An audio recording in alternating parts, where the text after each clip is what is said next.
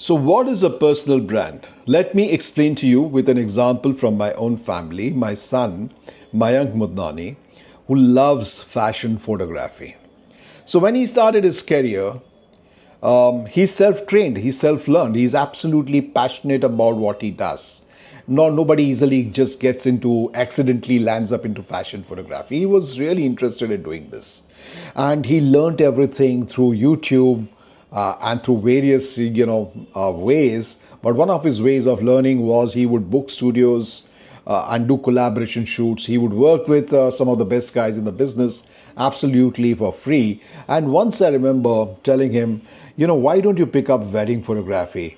And why don't you pick up destination photography? Because there's a lot of money to be made in that business.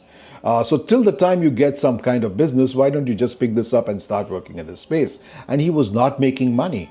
He was still, doing this kind of free shoots. And he turned around and gave me an answer. And he said, Dad, I know what I'm doing. I want to be the best in my business.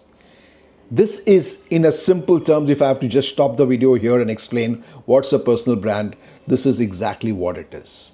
What is the unique gift that you have been given? Each person has something unique that you bring to the table. You are not the crowd. You're not following the crowd. You're not doing what everybody else is doing. All his friends were doing the MBA, the standard route, going into the career, very safe corporate jobs. And here was a guy choosing to do something absolutely different, putting money from his pocket to follow his passion, to do what he loved to do. So that's the first thing. What is that unique gift that you bring to the table? And how are you different from the rest? And if I have to ask you, and if I have to tell you, I am the best at fill in the blanks, you should be able to answer that. For example, for Mayank, it's very clear that this is the space that he wants to work in. And for that, he is ready to let go of all other kinds of business.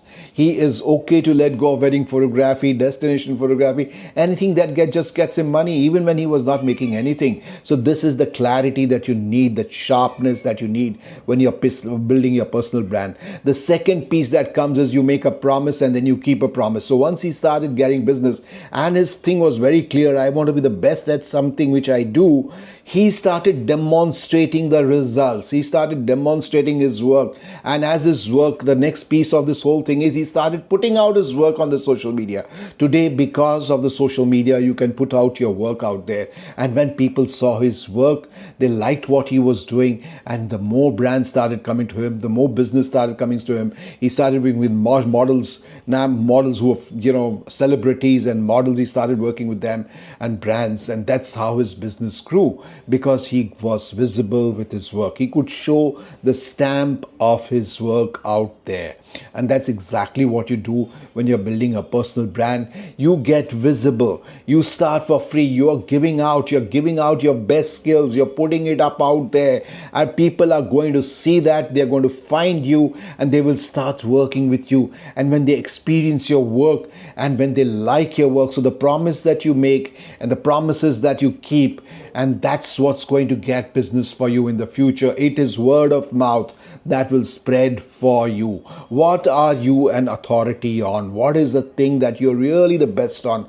Focus on that space and then start getting visible to your target audience. And very simply, be ready to let go of what does not fit your definition of the space in which you want to build your brand. You should also be ready to let go of business.